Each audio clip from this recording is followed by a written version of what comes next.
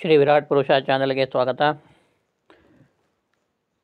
ನಮ್ಮ ಚಾನಲನ್ನು ಸಬ್ಸ್ಕ್ರೈಬ್ ಮಾಡಿ, ಶೇರ್ ಮಾಡಿ ಮತ್ತು ಲೈಕ್ ಮಾಡಿ. ನಿರ್ಗುಣೇಶ್ವಪಿ ಸತ್ವೇಷು ದಯಾಂ ಕುರ್ವಂತಿ ಸಾಧವಃ ನಹಿ ಸಂಹರತೆ ಜ್ಯೋತ್ಸ್ನಾಂ ಚಂದ್ರಚಾಂಡಾಲ ವೇಶ್ಮನಃ. ಆಧಾರ ಶಾರ್ಬೀದರ ಪದ್ಧತಿ. ಚಂದ್ರನು ಮಂಡಲರ ಮನೆಯಿಂದು ಬೆಳದಿಂಗಳನ್ನು ಹರಡದೇ ಇರುವುದಿಲ್ಲ. ಅದರಂತೆ ಸಾಧುಗಳು ಗುಣವಿಲ್ಲದವರಲ್ಲಿ ಸಹ ದಯೆಯನ್ನು ಹೊಂದಿರುತ್ತಾರೆ. ಯಜ್ಞಾಧ್ಯಯನ ದಾನಾನಿ ತಪಸ್ಸತ್ಯಂ ಧೃತಿಕ್ಷಮಾಃ ಅಲೋಭ ಇತಿ ಮಾರ್ಗೋಯಂ ಧರ್ಮಶ್ರೇಷ್ಠವಿದಾ ಸ್ಮೃತಃ. ಆಧಾರ ನೀತಿಶತಕ. ಈ ಶ್ಲೋಕದಲ್ಲಿ ಧರ್ಮದ ಲಕ್ಷಣ ವಿಧಗಳನ್ನು ವಿವರಿಸಲಾಗಿದೆ. ಯಜ್ಞ, ಅಧ್ಯಯನ, ದಾನ, ತಪಸ್ಸು, ಸತ್ಯ, ಧೈರ್ಯ, ಕ್ಷಮೆ ಮತ್ತು ಆಸೆ ಇಲ್ಲದಿರುವುದು ಧರ್ಮದ 8 ವಿಧಗಳಾಗಿವೆ. ಈ ಗುಣಗಳು ಧರ್ಮದ ವಿವಿಧ ರೂಪಗಳನ್ನು ತಿಳಿಸುವು. ಪರದುಃಖಂ ಸಮಾಕರ್ಣ್ಯ ಸ್ವಭಾವ ಸರಳೋ ಜನ ಉಪಕಾರ ಸಮರ್ಥವಾತ್ ಪ್ರಾಪ್ನೋತಿ ಹೃದಯಂ ವ್ಯಥಾಂ. ಆಧಾರ ರಾಜತರಂಗಿಣಿ. ಈ ಶ್ಲೋಕದಲ್ಲಿ ಮಹಾತ್ಮರ ಗುಣವನ್ನು ವಿವರಿಸಲಾಗಿದೆ. ಇನ್ನೊಬ್ಬರ ದುಃಖವನ್ನು ತಿಳಿದು ಕೇಳಿ ತಾವು ಉಪಕಾರ ಮಾಡಲಾರದ ಸ್ಥಿತಿ ಬಂದಾಗ ತಮ್ಮ ಮನದಲ್ಲಿಯೇ ಕೊರಗುವುದು ಮಹಾತ್ಮರ ಲಕ್ಷಣವಾಗಿದೆ. ಸ್ವಭಾವಂ ನೈವ ಮುಂಚಂತಿ ಸಂತ ಸಂಸರ್ಗತೋ ಸತಾಂ ನ ತ್ಯಜಂತಿ ಋತಂ ಮಂಜು ಕಾಕ ಸಂಪರ್ಕತಃ ಪಿಕ. ಆಧಾರ ದೃಷ್ಟಾಂತ ಕಲಿಕಾ ಶತಕ. ಈ ಶ್ಲೋಕದಲ್ಲಿ ಸಜ್ಜನರ ಸ್ವಭಾವವನ್ನು ಉಣಿಸಲಾಗಿದೆ. ಕಾಗೆಗಳ ಸಂಪರ್ಕ ಹೊಂದಿ ಬೆಳೆದರೂ ಕೋಗಿಲೆ ತನ್ನ ಸುಂದರವಾದ ಶಬ್ದವನ್ನು ಮರೆಯುವುದಿಲ್ಲ. ಅದರಂತೆ ಸಜ್ಜನರು ತಮ್ಮ ಒಳ್ಳೆಯ ಸ್ವಭಾವವನ್ನು ಎಂದಿಗೂ ಮರೆಯುವುದಿಲ್ಲ. ಸಂಸಾರ ವಿಷವೃಕ್ಷಸ್ಯ ದ್ವೇಪಲೇಹ್ಯ ಮೃತೋಪಮೆ ಕಾವ್ಯಾಮೃತ ರಸಸ್ವಾದ ಹಂಗತಿ ಸುಜನೈ ಸಹ.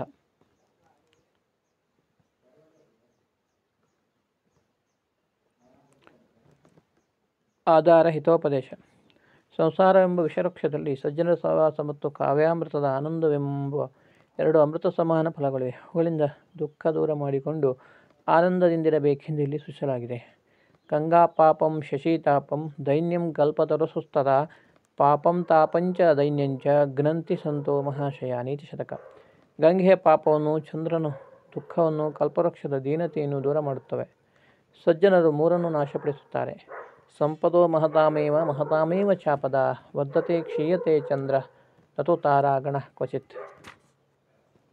ಆಧಾರ ನೀತಿಶತಕ. ಸಜ್ಜನರು ಚಂದ್ರನಂತೆ ಹಿಗ್ಗಿದರೂ ಕುಗ್ಗಿದರೂ ಸುಖ ದುಃಖ ಅನುಭವಿಸಿದರೂ ಮಹಾತ್ಮರೆನಿಸುವರು. ಅವರಿಗೆ ಸಂಪತ್ತು ಆಪತ್ತು ಬರುವವು ನಕ್ಷತ್ರದಂತಿರುವ ಇತರರಿಗೆ ಸಂಪತ್ತು ಆಪತ್ತು ಬಂದರೂ ತಿಳಿಯುವುದಿಲ್ಲ. ಉಪಕರ್ತುಂ ಪ್ರಿಯವಕ್ತುಂ ಕರ್ತುಂ ಸ್ನೇಹಂ ಅಕೃತ್ರಿಮಂ ಸಜ್ಜನಾನಾಂ ಸ್ವಭಾವೋಯಂ ಕೇನೇಂದು ಶಿತರೀಕೃತ. ಆಧಾರ ಶಾರ್ಬೀದರ ಪದ್ಧತಿ. ಪದ್ಯದಲ್ಲಿ ಸಜ್ಜನರ ಸ್ವಸ್ವಭಾವವನ್ನು ತಿಳಿಸಿದ್ದಾರೆ. ಚಂದ್ರನನ್ನು ಯಾರೂ ತಂಪುಗೊಳಿಸಿಲ್ಲ. ಅದರಂತೆ ಸಜ್ಜನರು ಉಪಕಾರ ಮಾಡಲು, ಪ್ರೀತಿಯ ಮಾತಾಡಲು, ಸರಳ ಸ್ನೇಹವನ್ನು ಪ್ರಕಟಿಸಲು ತಿಳಿದಿರುತ್ತಾರೆ. ಅದು ಅವರ ಸ್ವಭಾವ. ಯಥಾ ಚಿತ್ತಂ ತಥಾ ವಾಚಃ ಯಥಾ ವಾಚಃ ತಥಾ ಕ್ರಿಯಾ ಚಿತ್ತೇ ವಾಚಿ ಕ್ರಿಯಾಯಾಂಚ ಸಾಧೂನಾಂ ಏಕರೂಪತಾ.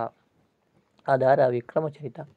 ಮಹಾತ್ಮರ ಮನಸ್ಸು, ಮಾತು ಮತ್ತು ಕಾರ್ಯಗಳಲ್ಲಿ ಒಂದೇ ರೀತಿ ಇರುತ್ತಾರೆ. ಮನಸ್ಸಿನಲ್ಲಿದ್ದಂತೆ ಮಾತಾಡಿದರಂತೆ ನಡೆದುಕೊಳ್ಳುತ್ತಾರೆ. ಸ್ವಭಾವಂ ನ ಜಹಾತ್ಯೇವ ಸಾಧು ಆಪದ್ಗತೋಪಿ ಸನ್ ಕರ್ಪೂರ ಪಾವಕ ಸೃಷ್ಟ ಸೌರಭಂ ಲಭತೇತರಾಂ. ಆಧಾರ ದೃಷ್ಟಾಂತ ಕಲಿಕತಾ ಶತಕ. ಮಹಾತ್ಮರು ಆಪತ್ತಿನಲ್ಲಿದ್ದರೂ ಉತ್ತಮ ಗುಣವನ್ನು ಬಿಡುವುದಿಲ್ಲ.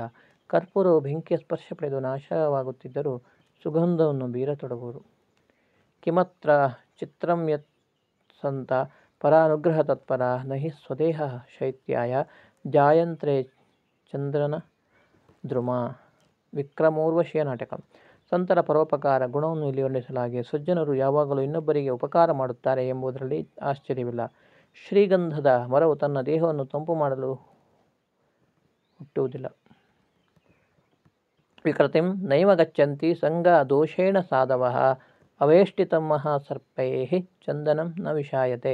ಆಧಾರ ಶಾರ್ಬೀದರ ಪದ್ಧತಿ.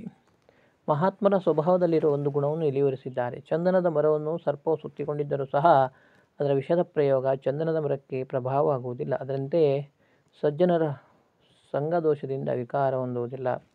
ಹರೇಃ ಪಾದಾಹತಿ ಶ್ಲಾಘ್ಯ ನ ಶ್ಲಾಘ್ಯಾಕರರೋಹಣಂ ಸ್ವರ್ಧಾಪಿ ವಿದುಷಾ ಯುಕ್ತ ಮೂರ್ಖ ಮಿತ್ರತಾ. ಆಧಾರ ಶಾರ್ಬೀದರ ಪದ್ಧತಿ.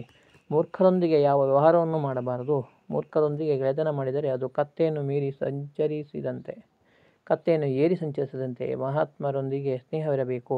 ಕುದುರೆಯಿಂದ ಒದೆತ ತಿಂದರೂ ಮುಂದೆ ಗೌರವ ಸಿಗುವುದು. ರೂಪ ಯೌವನ ಸಂಪನ್ನಾ ವಿಶಾಲ ಕುಲಸಂಭವಾ ವಿದ್ಯಾಹೀನಾ ನ ಶೋಭಂತೆ ನಿರ್ಗಂಧ ಇವ ಕಿಂತುಕಾಃ. ಪಾಠೋಪಕಾರಕ ತತ್ವಬೋಧಿನಿ. ಈ ಸುಭಾಷಿತದಲ್ಲಿ ವಿದ್ಯೆಯ ಮಹತ್ವವನ್ನು ವಿವರಿಸಿದ್ದಾರೆ. ದೊಡ್ಡ ಕುಲದಲ್ಲಿ ಹುಟ್ಟಿದರೂ ಯೌವನ ಸಂಪತ್ತು ಹೊಂದಿದರೂ ವಿದ್ಯಾಹೀನನಾದರೆ ಸುವಾಸನೆ ಇಲ್ಲದ ಮುತ್ತುಗದ ಹೂವಿನಂತೆ ಶೋಭಿಸುವುದಿಲ್ಲ. ಆಲಸ್ಯಸ್ಯ ಕುತೋ ವಿದ್ಯಾ ಅವಿದ್ಯಸ್ಯ ಕುತೋ ಧನಂ ಅಧನಸ್ಯ ಕುತೋ ಮಿತ್ರಂ ಅಮಿತ್ರಸ್ಯ ಕುತಃ ಸುಖಂ. ಆಧಾರ ಚಾಣಕ್ಯ ನೀತಿ. ಆಲಸ್ಯ ಆದರೆ ವಿದ್ಯೆ ಬರುವುದಿಲ್ಲ, ವಿದ್ಯೆಯಲ್ಲಿದ್ದರೆ ಹಣ ಸಂಪಾದನೆಯಾಗುವುದಿಲ್ಲ, ನಿರ್ಧನರಿಗೆ ಮಿತ್ರರಿರುವುದಿಲ್ಲ, ಮಿತ್ರರಿಲ್ಲದಿದ್ದರೆ ಸಂತೋಷವಿರುವುದಿಲ್ಲ. ವಿದ್ವತ್ತಂಚ ನೃಪತ್ವಂಚ ನೈವ ತುಲ್ಯಂ ಕದಾಚನ ಸ್ವದೇತೆ ಪೂಜ್ಯತೆ ರಾಜ ವಿದ್ವಾನ್ ಸರ್ವತ್ರ ಪೂಜ್ಯತೆ. ಆಧಾರ್ಯ ಸುಭಾಷಿತಾವಲಿ. ಪಂಡಿತ ಮತ್ತು ರಾಜನಾಗುವುದು ಯಾವಾಗಲೂ ಸಮಾನನೆನಿಸುವುದಿಲ್ಲ. ತನ್ನ ದೇಶದಲ್ಲಿ ಮಾತ್ರ ರಾಜನಿಗೆ ಗೌರವವು ಸಿಗುವುದು, ಆದರೆ ವಿದ್ವಾಂಸನಿಗೆ ಎಲ್ಲ ಕಡೆಗಳಲ್ಲಿ ಗೌರವ ಸಿಗುವುದು. ವಿದ್ಯಾಶಸ್ತ್ರಂಚ ಶಾಸ್ತ್ರಂಚ ದ್ವೇ ವಿದ್ಯೆ ಪ್ರತಿಪತ್ತಯೇ ಅಧ್ಯಾಹಾಸ್ಯಾಯ ರದ್ಧತ್ವೇ ದ್ವಿತೀಯಾದ್ರೀಯತೆ ಸದಾ. ಆಧಾರ ಹಿತೋಪದೇಶ. ಶಸ್ತ್ರ ವಿದ್ಯೆ ಮತ್ತು ಶಾಸ್ತ್ರವಿದ್ಯೆಗಳಲ್ಲಿ ಇಲ್ಲಿ ವಿವರಿಸಲಾಗಿದೆ. ಶಸ್ತ್ರವಿದ್ಯೆ ಮತ್ತು ಶಾಸ್ತ್ರವಿದ್ಯೆ ಜ್ಞಾನವನ್ನು ಕೊಡುತ್ತದೆ. ಶಸ್ತ್ರವಿದ್ಯೆಯು ಮುದಿತನದಲ್ಲಿ ಅಪಹಾಸ್ಯಕ್ಕೆ ಗುರಿಯಾಗುವುದು, ಆದರೆ ಶಾಸ್ತ್ರವಿದ್ಯೆ ಜೀವವಿರುವವರೆಗೂ ಗೌರವ ತರುವುದು. ಯಸ್ಯ ನಾಸ್ತಿ ಸ್ವಯಂ ಪ್ರಜ್ಞಾ ಶಾಸ್ತ್ರಂ ತಸ್ಯ ಕರೋತಿ ಕಿಂ ಲೋಚನಾಭ್ಯಾವಿಹೀನಸ್ಯ ದರ್ಪಣಂ ಕಿಂ ಕರಿಷ್ಯತಿ. ಆಧಾರ ಹಿತೋಪದೇಶ. ಪ್ರಜ್ಞೆಯ ಮಹತ್ವವನ್ನು ಈ ಶ್ಲೋಕದಲ್ಲಿ ತಿಳಿಸಿದ್ದಾರೆ. ಯಾರಿಗೆ ಸ್ವಯಂ ಬುದ್ಧಿ ಇರುವುದಿಲ್ಲೋ ಅವರಿಗೆ ಶಾಸ್ತ್ರದಿಂದ ಪ್ರಯೋಜನವಿಲ್ಲ. ಕಣ್ಣಿಲ್ಲದ ಕುರುಡರಿಗೆ ಕನ್ನಡಿಯಿಂದ ಯಾವುದೇ ಲಾಭವಿಲ್ಲ. ವಿದ್ಯೆಯ ಶಸ್ಯತೆ ಲೋಕೆ ಪೂಜ್ಯತೆ ಚೋತ್ತಮೈ ಸಹ ವಿದ್ಯಾಹೀನೋ ನರೋಪ್ರಾಜ್ಞಾ ಸಭಾಯಾಂ ನೈವ ಶೋಭತೆ. ಆಧಾರ ಸುಭಾಷಿತವಲಿ. ವಿದ್ಯೆಯ ಮಹತ್ವವು ಇಲ್ಲಿ ವರ್ಣಿತವಾಗಿದೆ. ವಿದ್ಯೆಯಿಂದ ಆಡಳಿತ ಸಿಗುವುದು, ಉತ್ತಮರಿಂದ ಗೌರವ ಸಿಗುವುದು. ವಿದ್ಯೆಯಿಲ್ಲದ ಮನುಷ್ಯನು ಸಭೆಯಲ್ಲಿ ಯಾವಾಗಲೂ ಗೌರವ ಪಡೆಯುವುದಿಲ್ಲ. ಅನೇನ ಸಂಶಯೋಚ್ಛೇದಿ ಪರೋಕ್ಷಾರ್ಥಸ್ಯ ದರ್ಶಕಂ ಸರ್ವಸ್ಯ ಲೋಚನಂ ಶಾಸ್ತ್ರಂ ಯಸ್ಯ ನಾಸ್ತಿ ಅಂಧ ಏವ ಸ. ಆಧಾರ ನಾರಾಯಣ ಪಂಡಿತ. ಶಾಸ್ತ್ರದ ಮಹತ್ವವನ್ನು ಈ ಸುಭಾಷಿತದಲ್ಲಿ ವಿವರಿಸಲಾಗಿದೆ. ಶಾಸ್ತ್ರವು ಅನೇಕ ಸಂಶಯಗಳನ್ನು ನಿವಾರಿಸುತ್ತದೆ. ಕಣ್ಣಿಗೆ ಕಾಣದ ವಿಷಯಗಳನ್ನು ತೋರಿಸುವುದು. ಎಲ್ಲರಿಗೂ ಕಣ್ಣಿನಂತಿರುವ ಶಾಸ್ತ್ರ ತಿಳಿಯದವರು ಕಣ್ಣಿದ್ದು ಕುರುಡರಂತಾಗುವರು.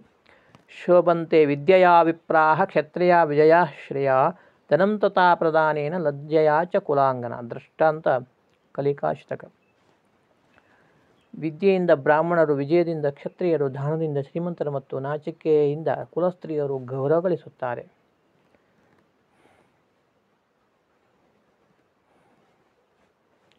ಅಜ್ಞಃಸುಖಮಾರಾಧ್ಯ ಸುಖತರಮಾರಾಧ್ಯತೆ ವಿಶೇಷಜ್ಞಃ ಜ್ಞಾನಾಲವ ದುರ್ವಿದಗ್ಧಂ ಬ್ರಹ್ಮಾಪಿ ನರನ್ನ ರಂಜಯತಿ. ಆಧಾರ ಹಿತೋಪದೇಶ. ಏನನ್ನು ತಿಳಿಯದವನನ್ನು ಸುಲಭವಾಗಿ ಸಮಾಧಾನಪಡಿಸಬಹುದು, ಜ್ಞಾನಿಯನ್ನು ಅತಿ ಸುಲಭವಾಗಿ ಒಪ್ಪಿಸಬಹುದು. ಆದರೆ ಸ್ವಲ್ಪ ಜ್ಞಾನವಿರುವ ಪಂಡಿತನೆಂದು ತಿಳಿದವನನ್ನು ಬ್ರಹ್ಮನಿಂದಲೂ ಸಮಾಧಾನಪಡಿಸಲಾಗುವುದಿಲ್ಲ. ಅರ್ಥೇತು ನ ವಿಹೀನಸ್ಯ ಪುರುಷಸ್ಯಾಲ್ಪಮೇಧಸಃ ಕ್ರಿಯಾ ಸರ್ವಾ ವಿನಶ್ಯಂತಿ ಗ್ರೀಷ್ಮೆ ಕುಸರಿತೋಯತ. ಆಧಾರ ಪಂಚತಂತ್ರ. ಬಡತನದ ಪರಿಣಾಮವನ್ನು ಇಲ್ಲಿ ತಿಳಿಸಿದ್ದಾರೆ. ಗ್ರೀಷ್ಮ ಕಾಲದಲ್ಲಿ ಸಾಧಾರಣ ಕೆರೆಗಳು ಬತ್ತುವಂತೆ ಸ್ವಲ್ಪ ಬುದ್ಧಿ ಇರುವ ದರಿದ್ರನ ಎಲ್ಲ ಕಾರ್ಯಗಳು ಸದಾ ವಿನಾಶವನ್ನು ಹೊಂದಿರುತ್ತವೆ, ಫಲ ನೀಡುವುದಿಲ್ಲ. ಪಕ್ಷ ವಿಕಲ ಚ ಪಕ್ಷಿ ಶುಷ್ಕಚ್ಚತರು ಸರಶ್ಚ ಜಲಹೀನಂ ಸರ್ಪಶ್ಚೋದ್ರತ ದಂಷ್ಟ್ರ ತುಲ್ಯಂ ಲೋಕೆ ದರಿದ್ರತ. ಆಧಾರ ಮೃಚ್ಛಕಟಿಕಂ. ಈ ಸುಭಾಷಿತದಲ್ಲಿ ಶೂದ್ರರ ಕವಿ ದರಿದ್ರತನದ ಪರಿಣಾಮವನ್ನು ತಿಳಿಸಿದ್ದಾನೆ. ದರಿದ್ರನು ರೆಕ್ಕೆಯಿಲ್ಲದ ಪಕ್ಷಿಯಂತೆ, ಒಣಗಿದ ಮರದಂತೆ, ಬತ್ತಿದ ಸರೋವರದಂತೆ, ಹಲ್ಲು ಕಿತ್ತ ಹಾವಿನಂತೆ ದುರ್ಬಲನು ಎಂದಿದ್ದಾನೆ. ಸತ್ಯಮೇವೇಶ್ವರೋ ಲೋಕೆ ಸತ್ಯೇ ಪದ್ಮ ಪ್ರತಿಷ್ಠಿತ ಸತ್ಯಮೂಲಾನಿ ಸರ್ವಾಣಿ ಸತ್ಯಾನ್ಯಾಸ್ತಿ ಪರಂಪದಂ. ಆಧಾರ ಋಷಿವಾಣಿ. ಸತ್ಯದ ಮಹಿಮೆಯನ್ನು ಈ ಪದ್ಯದಲ್ಲಿ ತಿಳಿಸಲಾಗಿದೆ. ಈ ಲೋಕದಲ್ಲಿ ಸತ್ಯವೇ ಈಶ್ವರನು, ಸತ್ಯದಲ್ಲಿಯೇ ಲಕ್ಷ್ಮಿ ವಾಸವಾಗಿದ್ದಾಳೆ. ಎಲ್ಲವೂ ಸತ್ಯ ಮೂಲಗಳಾಗಿವೆ. ಸತ್ಯಕ್ಕಿಂತ ಮಿಗಿಲಾದ ಶ್ರೇಷ್ಠ ವಸ್ತುವಿಲ್ಲ. ಧಾರಣಾಧರ್ಮ ಇತ್ಯಾಹು ಧರ್ಮೋ ಧಾರಯತೆ ಪ್ರಜಾಃ ತಸ್ಮಾತ್ ಧರ್ಮಂ ಪ್ರಶಂಸಂತಿ ಧರ್ಮೋ ರಕ್ಷತಿ ರಕ್ಷಿತಃ. ಆಧಾರ ಮನುಸ್ಮೃತಿ.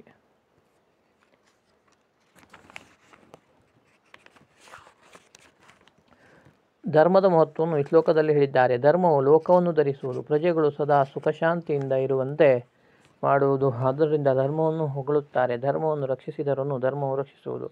ದತಿಕ್ಷಮ ದಮೋಸ್ತೇಯಂ ಶೌಚಂ ಇಂದ್ರಿಯ ನಿಗ್ರಹ ದೇಹಿ ವಿದ್ಯಾ ಸತ್ಯಮಕ್ರೋಧ ದಶಕಂ ಧರ್ಮಲಕ್ಷಣಂ. ಆಧಾರ ಮನುಸ್ಮೃತಿ. ಈ ಶ್ಲೋಕದಲ್ಲಿ ಧರ್ಮದ ಲಕ್ಷಣಗಳನ್ನು ತಿಳಿಸಲಾಗಿದೆ. ಧರ್ಮ ಎಂದರೆ ಧೈರ್ಯ, ಕ್ಷಮೆ, ನಿಯಮ, ಕಳ್ಳತನ ಮಾಡದಿರುವುದು, ಶುದ್ಧಿ, ಇಂದ್ರಿಯ ನಿಗ್ರಹ, ಬುದ್ಧಿ, ವಿದ್ಯೆ, ದಯೆ ಮತ್ತು ಸತ್ಯವಾಗಿರುವುದು. ಈ 10 ಲಕ್ಷಣಗಳಿಂದ ಧರ್ಮವನ್ನು ವಿವರಿಸಲಾಗಿದೆ. ಯಸ್ತು ವಿಜ್ಞಾನವಾನ್ ಭವತಿ ಸಮನಸ್ಕ ಸದಾ ಶುಚಿ ಸತು ತತ್ಪದಮಾಪ್ನೋತಿ ಯಸ್ಮಾತ್ ಭೂಯೋ ನ ಜಾಯತೆ. ಆಧಾರ ಸ್ಮೃತಿ. ಮುಕ್ತಿಯನ್ನು ಹೊಂದಲು ಬೇಕಾದ ಗುಣಗಳನ್ನು ಇಲ್ಲಿ ವಿವರಿಸಿದ್ದಾರೆ. ಜ್ಞಾನಿಯಾಗಿದ್ದು ಉತ್ತಮ ಮನಸ್ಸು ಹೊಂದಿ ಶುದ್ಧನಾಗಿದ್ದು ನಿಗ್ರಹಿಯಾದವನು ಮರಳಿ ಬಾರದಂತೆ ಪರಮಪದವನ್ನು ಹೊಂದುವನು. ಧೀರಾ ಶೋಕಂ ತರಿಷ್ಯಂತಿ ಲಭಂತೆ ಸಿದ್ಧಿಮುತ್ತಮಾಂ ಧೀರ್ಯೇ ಸಂಪ್ರಾಪ್ಯತೆ ಲಕ್ಷ್ಮಿ ಧೈರ್ಯಂ ಸರ್ವತ್ರ ಸಾಧನಂ. ಈ ಪದ್ಯದಲ್ಲಿ ಧೀರರ ಕಾರ್ಯಗಳನ್ನು ವಿವರಿಸಿದ್ದಾರೆ. ಧೈರ್ಯಶಾಲಿಗಳು ದುಃಖದಿಂದ ದೂರಾಗುವರು, ಉತ್ತಮ ಸಾಧನೆ ಮಾಡುವರು. ಧೀರರಿಂದ ಹಣ ಸಂಗ್ರಹವಾಗುವುದು. ಎಲ್ಲ ಕಾರ್ಯಗಳಿಗೆ ಧೈರ್ಯವೇ ಸಾಧನವಾಗಿರುವುದು. ನಹಿ ಜ್ಞಾನೇನ ಸದೃಶಂ ಪವಿತ್ರಂ ಇಹ ವಿದ್ಯತೆ ತತ್ಸ್ವಯಂ ಯೋಗ ಸುಸಿದ್ಧ ಕಾಲೇನ ಆತ್ಮನಿ ನಿಂದತಿ. ಆಧಾರ ಭಗವದ್ಗೀತೆ. ಜಗತ್ತಿನಲ್ಲಿ ಜ್ಞಾನಕ್ಕೆ ಸಮಾನವಾದುದು ಬೇರೊಂದಿಲ್ಲ. ಶುದ್ಧ ಮನಸ್ಸಿನ ಯೋಗಿ ಎನಿಸಿದವನು ಮಾತ್ರ ಈ ಜ್ಞಾನವನ್ನು ತನ್ನಲ್ಲಿ ತಾನೇ ಕಂಡುಕೊಳ್ಳುತ್ತಾನೆ. ಯುಕ್ತಾಹಾರ ವಿಹಾರಸ್ಯ ಯುಕ್ತಚೇಷ್ಟಸ್ಯ ಕರ್ಮಸು ಯುಕ್ತ ಸ್ವಪ್ನಾವಬೋಧಸ್ಯ ಯೋಗೋ ಭವತಿ ದುಃಖಃ. ಆಹಾರ ವಿಹಾರಗಳಲ್ಲಿ ಮಿತಗುಣ ಹೊಂದಿದ ಹಿತಮಿತ ಕಾರ್ಯಗಳನ್ನು ಮಾಡುವ, ಮಿತವಾಗಿ ನಿದ್ದೆ ಮಾಡಿ ಸದಾ ಎಚ್ಚರವಾಗಿರುವ ಯೋಗಿಯ ಜೀವನವು ಸದಾ ದುಃಖದಿಂದ ದೂರವಾಗಿರುವುದು. ಅನುದ್ವೇಗಕರಂ ವಾಕ್ಯಂ ಸತ್ಯಪ್ರಿಯ ಹಿತಂಚ ಯತ್ ಸ್ವಾಧ್ಯಾಯಾಭ್ಯಾಸನಂ ಚೈವ ವಾಗ್ಮೀಯಂ ತಪ ಉದ್ಯತೆ. ವಾಗ್ಮೀಯವೆಂಬ ತಪಸ್ಸಿನ ಬಗ್ಗೆ ಇಲ್ಲಿ ವಿವರಿಸಲಾಗಿ ಯಾರಿಗೂ ಆತಂಕವನ್ನುಂಟು ಮಾಡದ ಸತ್ಯವಾದ ಮತ್ತು ಪ್ರಿಯವಾದ ಸ್ವಂತಾನುಭವದ ಅಭ್ಯಾಸದಿಂದ ಸಿದ್ಧವಾದ ಸಾಹಿತ್ಯವನ್ನು ವಾಗ್ಮೀಯ ತಪಸ್ಸು ಎಂದು ಕರೆದಿದ್ದಾರೆ. ಋತಾವೃಷ್ಟಿ ಸಮುದ್ರೇಶು ಋತಾ ತೃಪ್ತಸ್ಯ ಭೋಜನಂ ಋತಾಧಾನಂ ಸಮರ್ಥಸ್ಯ ಋತಾದೀಪೋ ದಿವಾಪಿ ಚ. ಆಧಾರ ವೃದ್ಧ ಚಾಣಕ್ಯ. ವ್ಯರ್ಥ ಕಾರ್ಯ ಮಾಡಬಾರದೆಂದು ಈ ಪದ್ಯದಲ್ಲಿ ಸೂಚಿಸಲಾಗಿದೆ. ಸಮುದ್ರದಲ್ಲಿ ಮಳೆ ತೃಪ್ತನಿಗೆ ಊಟ, ಸಮರ್ಥನಿಗೆ ದಾನ ಮತ್ತು ಹಗಲಿನಲ್ಲಿ ದೀಪ ವ್ಯರ್ಥವಾಗುವುದು. ತ್ರಿಯೋ ಹಿ ನಾಮ ಖಲ್ವೇತಾಃ ನಿಸರ್ಗಾ ದೇವಪಂಡಿತಾಃ ಪುರುಷಾನಂತು ಪಾಂಡಿತ್ಯಂ ಶಾಸ್ತ್ರೇಣೈವೋಪದಿಶ್ಯತೆ. ಆಧಾರ ಮೃಚ್ಛಕಟಿಕ. ಸ್ತ್ರೀ ಪುರುಷರಲ್ಲಿ ಪಾಂಡಿತ್ಯ ಹೇಗೆ ಉಂಟಾಗುವುದೆಂದು ಶೂದ್ರಕ ಕವಿ ಇಲ್ಲಿ ವಿವರಿಸಿದ್ದಾನೆ. ಸ್ತ್ರೀಯರು ಸಹಜವಾಗಿಯೇ ಪಂಡಿತರಾಗುವರು, ಪುರುಷರು ಶಾಸ್ತ್ರಾಭ್ಯಾಸದಿಂದ ಪಂಡಿತರೆನಿಸುವರು.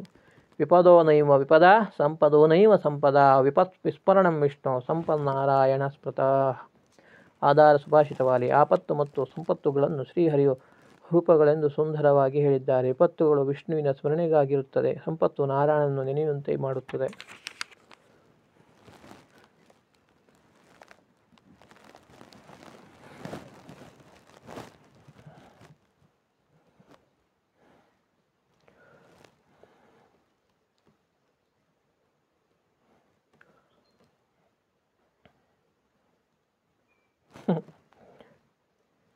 ದಿವ್ಯಂ ಚ್ಯೂತರಸಂ ಪೀತ್ವಾ ಗರ್ವಂ ನೋಯಾತಿ ಕೋಕಿಲಾಃ ಪೀತ್ವಾ ಕರ್ದಮಪಾನೀಯಂ ಭೇಕೋ ರಟರಟಾಯತೆ.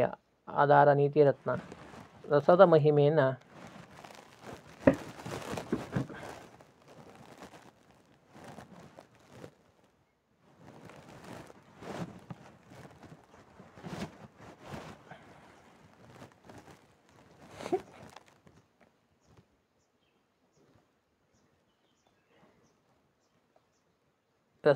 ಇಲ್ಲಿ ವಿವರಿಸಿದ್ದಾರೆ. ಸುಮಧುರ ಮಾವಿನ ಹಣ್ಣಿನ ರಸವನ್ನು ಕುಡಿದು ಕೋಗಿಲೆಯು ಅಹಂಕಾರ ಪಡುವುದಿಲ್ಲ, ಆದರೆ ಕೆಸರಿನ ನೀರನ್ನು ಕುಡಿದ ಕಪ್ಪೆಯು ಅಹಂಕಾರದಿಂದ ಹೊಟಗುಟ್ಟುತ್ತದೆ.